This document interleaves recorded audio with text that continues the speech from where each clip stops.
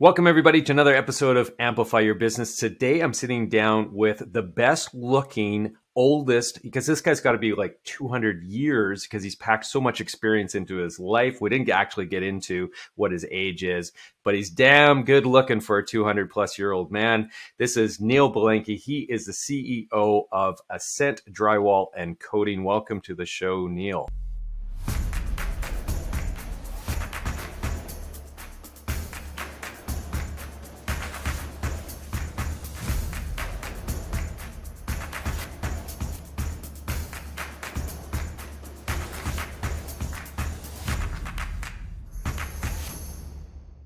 Thanks for having me, Lance, and you're far too kind. And I'm a young 200 by any stretch of that measure.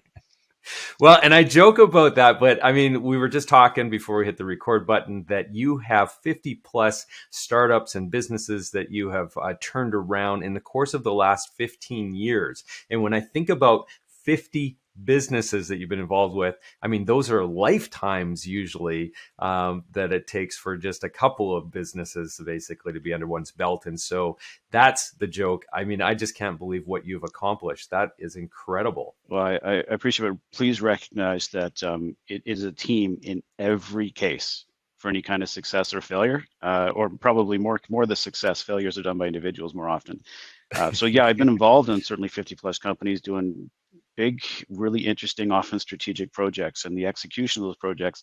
You've probably heard the story that a well-executed crappy plan is more effective than a poorly executed excellent plan.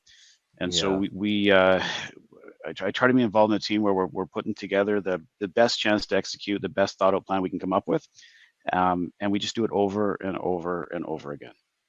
Yeah, it's all about creating those systems, right? And understanding the course of business in general. And this is what I love, and this is what I'm trying to do with this show, is there are so many mistakes that we continue to make as entrepreneurs that other people have already walked that path and have already created those lessons and learnings. And so it's about sharing those. Yeah. And you're doing it internally with all these businesses as you systematize the processes and find the efficiencies, and it's just kind of rinse and repeat with a different skin to each one of them because they're different businesses. That's right. But probably 80% of the business operational stuff is kind of the same, right?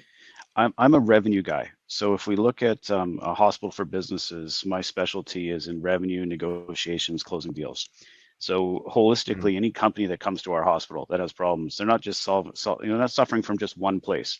So we got to put together a physician team of experts to be able to treat the business in every different area. We try to do that with experts as opposed to generalists.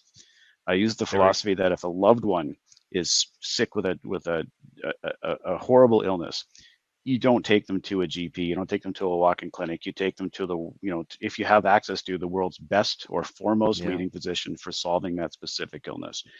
It should be the same for businesses. Finding someone who has solved that problem before, specifically, where the team is the hospital people should be going to. And I'm lucky enough to know a bunch of wizards in different places, business areas, and we put the team together depending on what the challenges are, what the business is facing, and we go from there. But I really only feel a degree of expertise in the one area around the revenue development or profitability. That will solve an awful lot of problems, obviously, but not. It'll create a few also, but it won't do it on its own. It takes lots of people. So now, Neil, if you don't have a business card that says Neil Belenkie, MD for businesses, I think you're totally missing out here on an opportunity because that is really what should be on it. I think you're right. I see. This is why I'm not in marketing. I'm not an expert. Nice work. Excellent. Okay, so now the business that you're currently in, you've been in for 2.5 years, or I shouldn't say the business you're currently in because you're doing multiple businesses simultaneously. But the one that I introduced you as the CEO for, my primary focus. Correct. Yeah, it's your primary focus for the last 2.5 years. Yeah. And that's one where you were brought in as a turnaround specialist.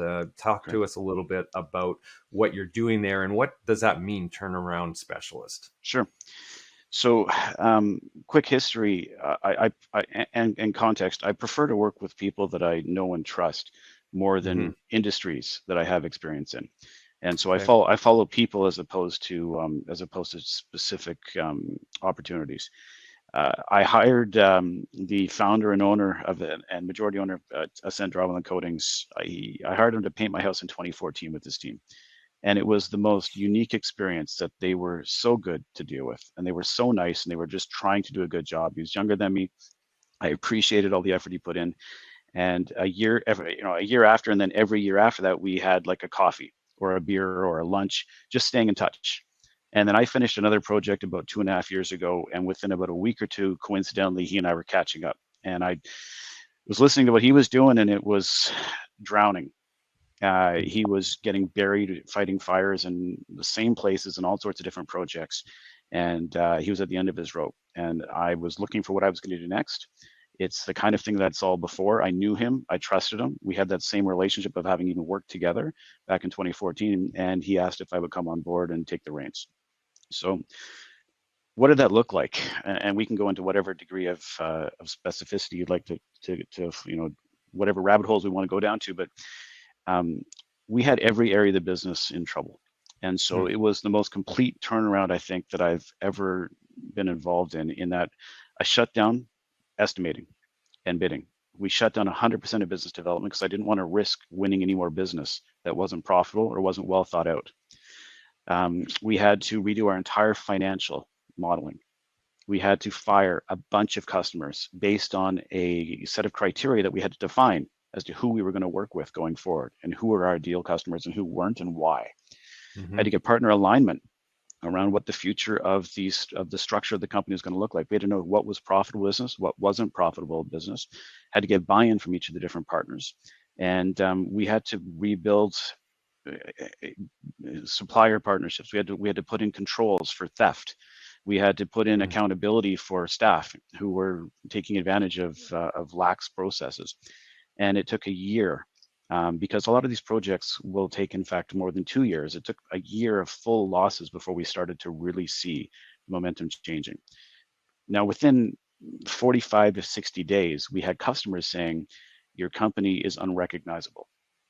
So the customer experience translated very quickly, and we Yeah. were able to go. We were able present the goals to our partners and tell them what we were trying to do and how we were going to go about doing it in order to gain trust. But it took a year and a half to 2 years for profitability to actually come around, where the new projects that were being bid on were in fact now underway and they were Yeah. profitable, and to the point where they were offsetting the legacy projects that were tearing us apart. And Yep. then by the end of last year, we actually ended up about 20% up EBITDA wise over the Wow. previous year. And then Yeah. this year again, we're continuing to do the exact same. And it's a goal to work with good people as opposed to chasing revenue. Yeah. Yeah, and I love that you said at the outset that you get in business with people that you know and trust, right? Yeah. Because that is what matters is the people in all of the businesses. And there's a lot of companies out there that'll talk, or CEOs that'll talk about, yeah, it's all about the people. If it wasn't for my team, I wouldn't be as successful, or the business wouldn't be where it's at and stuff. But a Yeah. lot of times it's just lip service. But the companies that actually are the leaders who really truly believe in that, you can build a great company. It doesn't matter what industry you're in, a great company around great people. And so having that as your Yeah. first criteria, I think is It's brilliant. it has been one of the hardest lessons for me to learn because I have a big ego. Was that I'm absolutely terrible at reading people, and I trust a Oh, little bit too easily, yeah. and I assume when someone says something that they're being honest. And what I had to learn over and over and over again, they were expensive lessons, was that talk is cheap and actions are everything. Yeah. And until someone has truly been tested, there's just an assumption that they are a good person or a good partner. Yeah. And it may sound cynical, but the reality is the people who I've been through business challenges with who were tested, and we came out with 100% aligned values, as represented by actions, were the people that I want to continue to do business with, because I know that whatever stress we get into, we're going to come out in the place that we want to be by virtue of already having been tested before. And I think too often people assume people are good, much like a marriage, and then when it gets stressful, that's where you see the challenges where misalignment or differing values, maybe both with the best of intentions, will just crater an opportunity or relationships or businesses as a result. So yeah, I absolutely follow the people. Yeah, yeah, yeah. I think that's a really good lesson. Now, in terms of the other things that you do, I wanted to share with the audience that you're, like I mentioned at the top, that you're not just doing this business, you have multiple things on the go. And one of the ones that I think is just absolutely fascinating, and I just love this model, is the $2,000 coffee. And so tell us a little bit about that. I spent decades having coffees, meeting as many people as I could meet, and Yeah, listening, trying to understand what was going on. And I found that the act of just talking about what each other were doing promoted an opportunity, discussion around opportunities where those individual areas of interest overlapped, and then the discussion went from there around where the opportunities were. So I had so many of those that I realized as I was leaving another business that I was in, that if I was going to have one consistent identity or consistent business that followed in the background of everything else that I did, one email that was going to be there for a long time. I did so much business over coffee. Why not have a coffee-based business? So the $2,000 coffee is it's a catchy name. I found out after the fact from friends of mine that I should also have considered the $5,000 cigar or the $10,000 scotch. And so again, not being the perfect marketer, I probably missed on a couple of different menu items we could have attached ourselves to. But yeah, the model is pretty simple in that over a coffee, typically 3 hours, so maybe multiple coffees, solving a problem worth significantly in excess of $2,000, so that it's a profitable proposition for customers or clients, and carrying a lifetime guarantee. And so for 6 or 7 years, and I don't even know how many, 40, 50 plus coffees, a bunch of them repeats, have gone on to solve individually identified challenges for $2,000 that yeah. have significant impacts on businesses and people's lives. Yeah, yeah, and I just love the concept, and I love the fact that you're just giving like really good actionable advice to these people, as Yeah, opposed to coming in as this advisor who knows the overall concepts of management consulting or something like that, but yeah, haven't walked the talk. So you specifically are matching them up with experts who have actually walked in those same shoes, who have yeah, done the things that these people who are coming to you with their problems that they need an action plan on or some advice on or whatever. yeah. Um, you're matching them up with people who've actually lived it and done it, right? Yeah, Very the different. consulting model is broken, I believe, in that a lot of times the consultants may be aware of the strategies and processes, but if they haven't actually led those processes and strategies themselves, Yep. the unexpected is guaranteed. And Mike Tyson had that great quote that everybody has a plan until they get punched in the face. Yeah. Yeah. The real world punches, and it punches hard. Yeah. And so if someone's trying to accomplish something and they get a chance to get guidance from someone who has done that specific task before, the real world experience from that individual will hopefully help the client to not cut themselves in a place that that other person already has a scar.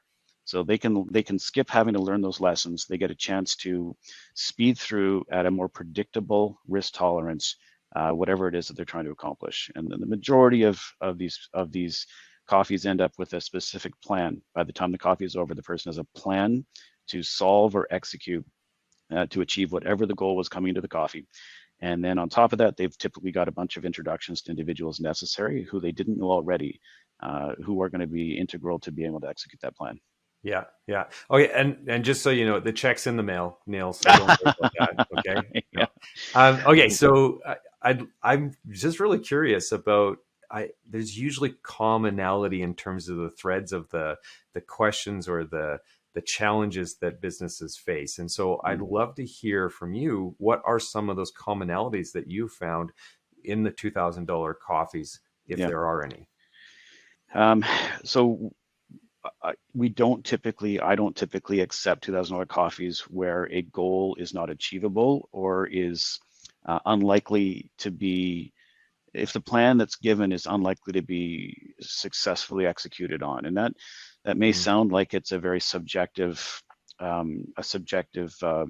approach, but I certainly communicate very transparently with individuals that where we decline the $2,000 coffee opportunity, the concerns around it, and they understand they understand typically, at least by virtue of the clarity. And I'll give you an example. Someone asked for a coffee where they wanted to be positioned for a $250,000 job, a $250,000 a year job package for an academic institution in British Columbia. Okay. And they didn't have that job. They wanted that job. While I've got an awful lot of comfort in negotiations and closing deals, I didn't have enough knowledge or comfort that this individual was in fact either qualified or the compensation model was consistent for that position with what the goal was for this individual. Now it seems to be an easy one. There's a lot more diligence that goes into more complicated ones, but it's an example of where someone says, hey, if it's $2,000 lifetime money back guarantee, I'll pay that $2,000 for that guy to get me that job. And it's no brainer. Well, yeah, I think it probably would be a no-brainer from that individual's perspective. But as you can imagine, from our perspective, having a failure on our record is not it's an acceptable risk, but that specific project was not a good fit. Speaking of failures, Yeah, how many people have asked for a refund? zero. No one Yeah, has ever asked for your refund, and we've got lots of repeat customers. And yeah, so the comfort of having projects that are given to us where we've actually solved those problems ourselves gives us comfort that we can create that value. And even if the goal it has not been achieved, there's never been a client who's come back thinking that the advice was it wasn't worth every penny and then more. yeah, yeah, yeah. So it's like quite broad in terms of Yeah. the people who are reaching out to you, though. Like from like trying to land the perfect job Yeah, well, to like business raising oriented. money from venture capital in Silicon Valley to nonprofit funding nonprofits in multiple places around the world to Yeah, HR challenges, a lot of revenue, deal closing, financial investment pitches, cap table, in order to help set up structures for new companies and entice partners to come in or investors to come in, disputes between partners, typically things that are very measurable, that someone has failed to be able to solve themselves multiple times to the point where at the very last minute they're finally accepting the fact that they need help. yeah. And it's very rarely someone who comes in without a pressing problem that that is looking very humbly that they need help and they think this is something they would invest in and try to help to make them stronger in the future. Yep. Um, I'm sorry, and in hindsight, another big one is M&A. Mm, Someone doing diligence or considering an acquisition and wanting to figure out whether or not it's having someone else help to stress test whether or not an acquisition would be in their best interest financially or not. yeah, yeah. So I'm curious. You didn't just wake up one morning and all of a sudden become this expert that can provide all this advice and go into companies and actually help them facilitate the turnarounds of these companies and so on. What did you do to get yourself to this place in time where you have this expertise? I'm really curious about your development and and some Yeah, of the those painful lessons that where you have had to learn the hard way sometimes to become the expert. I've always been really focused, and I think I'm OCD as well, which helps me to remain focused on details. I was a salesperson at heart, and that's where I started my career was in sales. And I realized that as long as I played to my strength, I could I could rise up the sales ladder and become that specialist in the business hospital, closing deals that were harder, more valuable, more risky.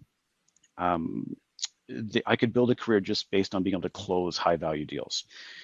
A lot of people go into organizations, bigger companies, thinking that they're going to want to learn every different area of the business, and that's where they have a personal philosophy that a GP is better for their long term career. And I'm not disagreeing with that, but for me, I stuck to being honing my trade at closing deals. And what I, of course, recognized was that I needed to be surrounded by other people as when I became a business owner who knew how to do everything else. So meeting a bunch of people, with me sticking focused on the closing of deals was the critical piece. As I started trying to take more ownership and responsibility for closing those deals, I had to deal with my biggest weaknesses, and one of them was finance. Because looking at assessing a deal required me to have a degree of understanding about whether or not the deal should be done in the first place, what the furthest terms that we could accept or propose financially, we had to be able to do our diligence to know what the structure of the deal needed to be able to look like. So what I did in that regard was I went to Harvard Business School and took a senior finance course, and that helped me to understand better what the strategies around finance needed to look like, and how to read the P&Ls, and how to make sure that I had an understanding around the implications of different debt ratios, tax relief tools, enough to be a little dangerous, enough to recognize the value of having a very capable CFO. But that finance piece was my weakest component. So when I finished at at, at Harvard, I also learned how to teach better, because it was definitely the most impressive educational experience that I had had. And I tried to Mm-hmm. learn even just from how I was taught there. Yeah. And so having had that basic degree of comfort around structure, finance, and closing the deals, it was then simply standing on the shoulders of great people before me so that I could see further, taking best practices from all the different industries, learning from what other people had done, mistakes just as much as successes, and doing it over and over and over again to see enough things that it helped me to recognize risks or potential checkmates in the future, and at the same time see some other plays that others might not have seen coming. Yeah, yeah, that's really interesting. And so I'm curious, with all of the conversations that you had, and in all the businesses that you worked in and so on, and worked with, um, what are, if you could distill it down to three top Hmm. pieces of advice, like what Yeah. should every entrepreneur know, I guess, going into their business, into their entrepreneurial journey? Number one, um, know your weaknesses. Mm, Like I said, mine is I trust, and I don't read people super well. So now when I conduct interviews, I have someone else in the room with me, yeah, always, because I look to them for advice on, was that person telling the truth? What do you think was the strength? Where do you think where the weaknesses were? I don't read people that well. I'm a very as I said, whatever strengths someone might have, they typically are shallow in those different areas. I am so shallow that there's no water left where those weaknesses are. And so accepting those weaknesses and finding other people who can fill those gaps, number one. Number two, and this may be the hardest one for people, um, stay true to your values. mm, A good example is the PGA and the Live Golf Tour just merged. The PGA's leadership and their golfers talked about sport washing. Um, you know, they were the money being the only reason people were doing anything. It's never about the money. It's supposed to be about the integrity of the sport and the pride that goes with doing business the way the PGA does. And then a couple of days ago, they just merged with Live. yep, Well, that's not true to their values. And everybody knows that cash is king, and they were willing to compromise their values for a price. Um, People may feel that that's worth it if that falls within the comfort of their values paradigm. But you need to know what you're willing to accept and not willing to accept. You need to make decisions based on it, because others will eventually judge you similarly. The PGA will never be trusted again when it talks about sports washing or money not being cash not being king, and they may accept that just based on whatever the price was that bought this decision. But smaller businesses don't have that luxury, and your reputation is forever. And so I think making sure that people stay true to their values and get known for those values will help them to identify others with similar values more easily in the future, because they will become aware and their reputation will precede them. yep, The last one is stick with what you know. mm, Do not try to learn new things all the time. How many times have you seen a successful business owner exit a business and then go into an entirely new industry and just get clobbered? yep, Just because yep, you're good at one thing doesn't mean you're good at a bunch of things. And so as I explained, where I try to stay true to my strength in closing deals and new revenue generation, I did not decide I was going to get into labor negotiations. And that would be an example of having to start again from scratch and learning an entirely new paradigm, and with all the risks that come with that. Stick with what you know, repeat, repeat, repeat, and the likelihood of success, I think, is going to be exponential. yeah, love them all. Yeah, really good advice. So now your journey has been over the course of 15 years as an entrepreneur, 15 plus years, and I'm really curious about the when I talk to very successful people. um, and I put you into that camp. I'm I'm curious about how they balance, the demands, especially when you're moving into all these different kinds of industries as well. So you're not Mhm. industry agnostic. So there's always going to be a fair bit of learning. Obviously, you are a lifelong student. It sounds like you love to Absolutely. learn. But that consumes a certain amount of time, and then also obviously trying to dissect and understand the businesses and so on. And you got multiple businesses going at the same time. How do you figure out that balance? I always want my competition to have a balanced life. Yeah. I don't believe that that success that forget the outliers. I don't believe that success is easy. I think Mm. that the people who work hardest for it are the ones who have the most likelihood of being successful. Yeah. The people who work hardest for it are the ones that people will trust the most with their money, with their business, with their people, and hard work is I think the measure of success. I would much rather hire someone who's willing to work really hard versus someone who is lazy but really smart. And Yeah. there are arguments that the lazy person is going to find more efficient ways to be able to do something. Yeah. Well, the reality is that's for the bare minimum. But someone who works really hard will figure out ways to be successful in the job and will keep taking on more and more um, responsibility and learning to try to provide more value. And that's the teammate that I'm looking for on my teams. So I think well, I mean it's a decision also made at the family level. So my wife is the Minister of Domestic Affairs in our government. I'm the Minister of Finance. She runs the government.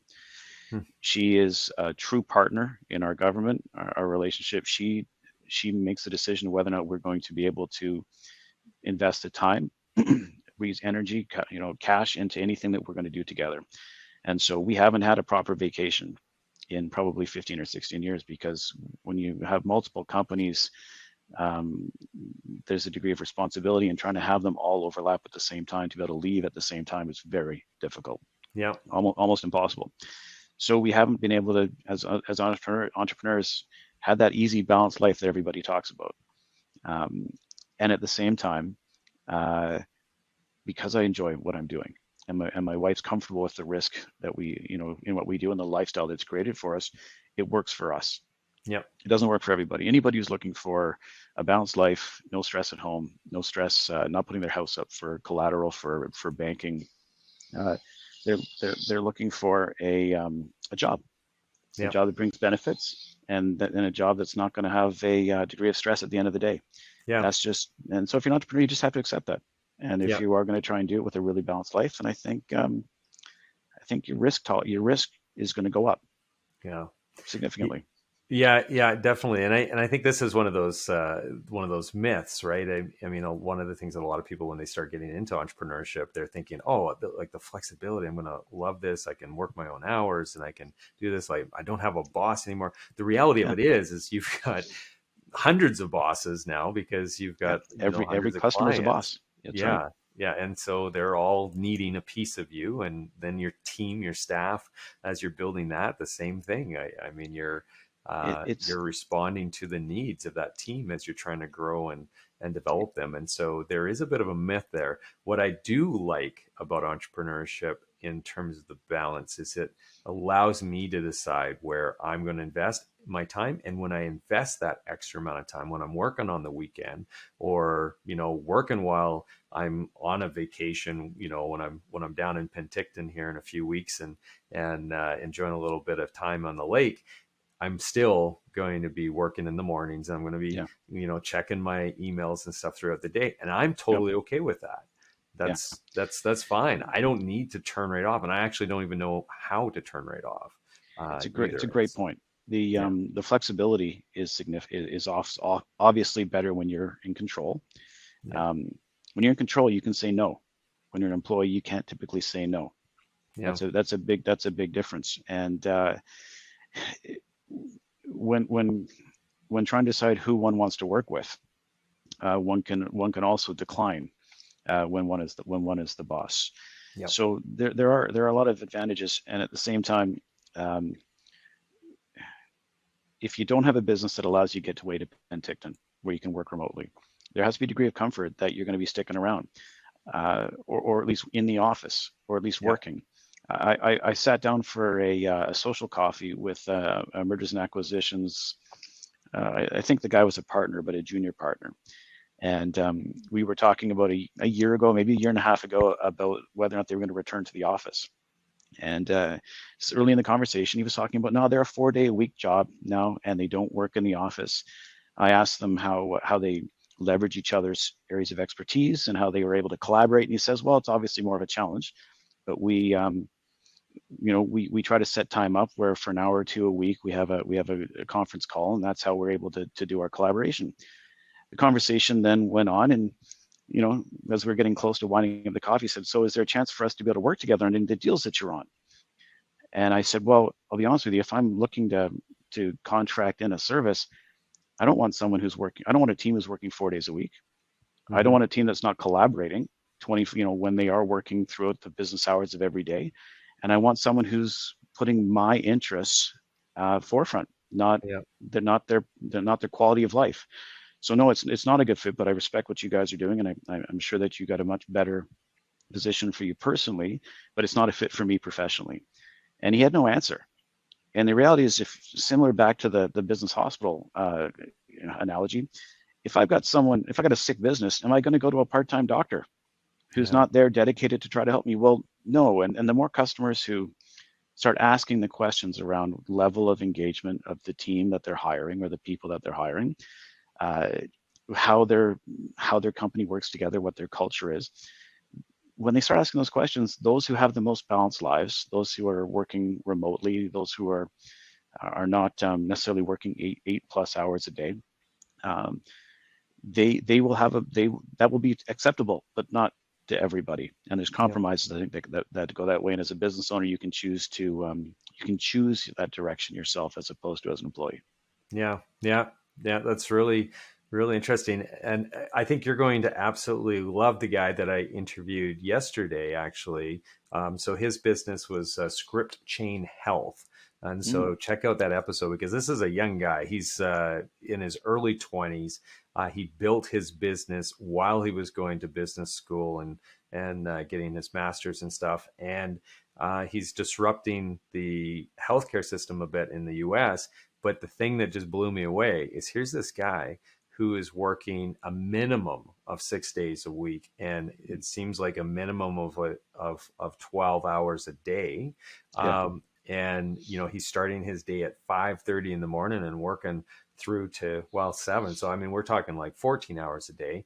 yep, And just he's got the drive, the determination, and yeah. exactly the person that you're talking about. And he's going to find success. It doesn't matter what those roadblocks are that he gets tossed up in front of him. He's going to find success because he's going to plow right through them. And that's what we were talking No, about in that episode is just the brute force of his determination is going to be his success. you can't do it alone. So for the part that you have control over, to work your way through any challenges, brute force is the best that you can offer.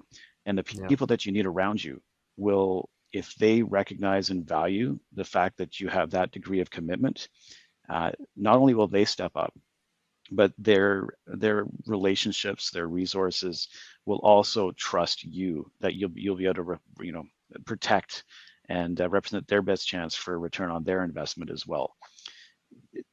I think it's unfortunate that there's a sense of laziness or quality of life that is uh, being extolled as the end all be all. It's a Mm. choice, and there's nothing wrong with that choice. But I think that, as with every choice, there are cause and effect results, and so people have to expect, I think, if they're going to work less, that there's going to be a pro rata reflection of that investment, energy wise, even on their compensation, and that's the cost of having that quality of life that they're looking for.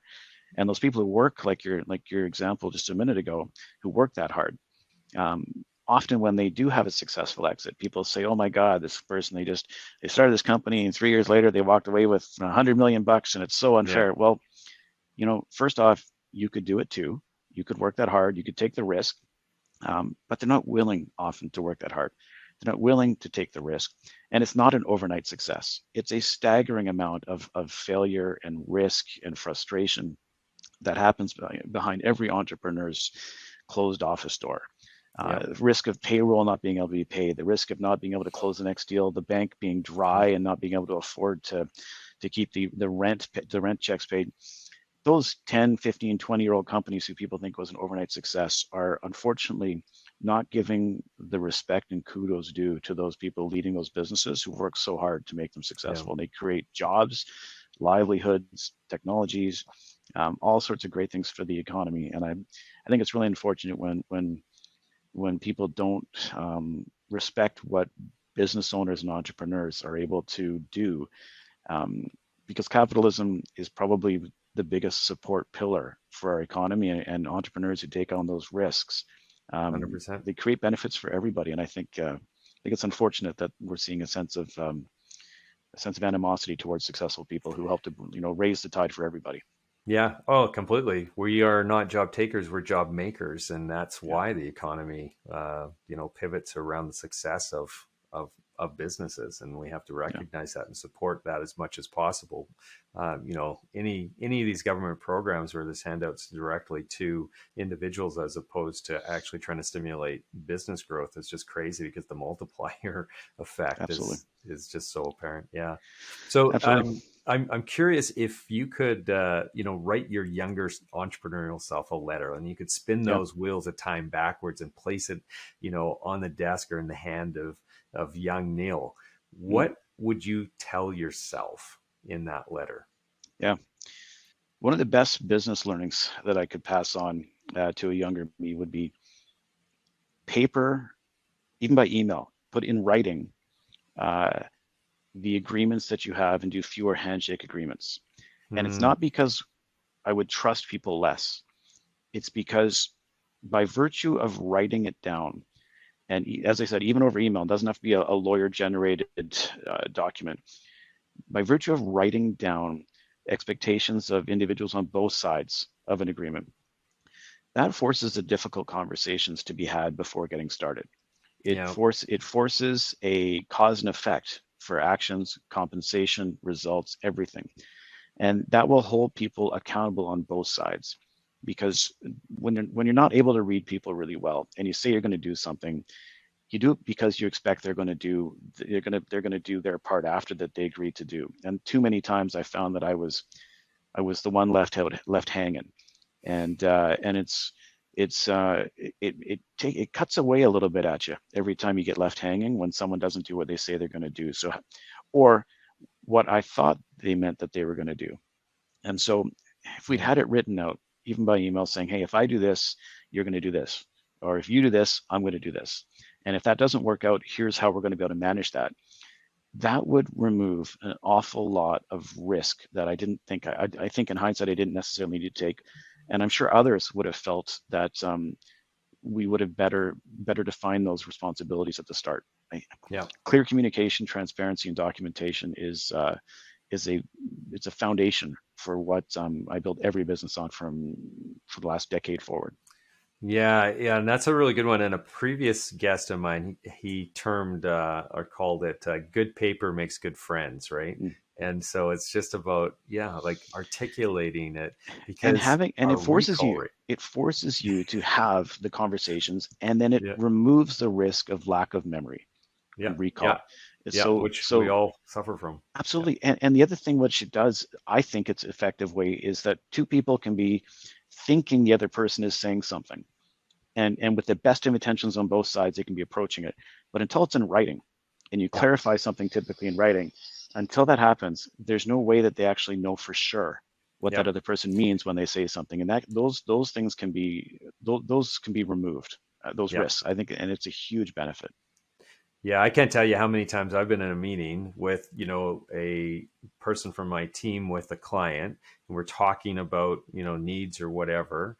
And then we come out of that meeting and it's like, okay, so it's really clear we got to do this, this, and this, right? And my team member's like, that's not quite what I heard. And it's Yeah. like, okay, wait a minute.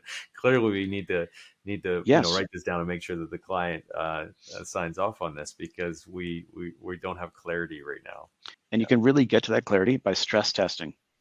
So Mm, people can say one person could say something, the other person could say something, and you can both think that person means something else, and it can move forward, unless you say, well, what happens if this doesn't work? And then by yeah, virtue of that stress testing, what happens? Or if it does happen, what are the next steps? By virtue of running through what it means as opposed to what the words were, that exercise is it should be 100% required in every major decision in every company, because stress testing is the only way to know whether or not, in my experience, is the only way to know whether or not that decision is the right decision. yeah, Because if you don't take into account the risks or benefits, there's no way to quantify empirically or otherwise whether or not that decision should be made in the first place. yeah, yeah. Well, thank you so much, Neil. You've been so generous with your time and sharing your experiences, the lessons you learned, and some of the things that you do as well. And I know that there's going to be people on this call who want to reach out and maybe take you up on that $2,000 coffee, or just to connect with you for other purposes as well. What would be the best way for them to do that? Email's always a snap. Neil at 2000coffee.com. The number 2000 is an easy Okay. way. LinkedIn is another great one. I've got a great network on LinkedIn as well.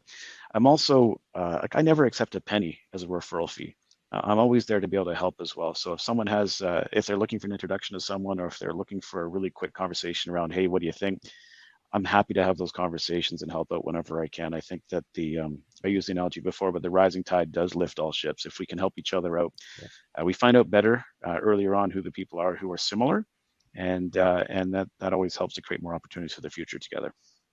Yeah, yeah, total alignment there. I truly believe in to give first, and that way, uh, you can call it whatever you want, karma, whatever. Yeah, It comes back and nice it to have does the lift bank you up as balance well. be positive all the time. Yes, yeah, yeah, I love that as well.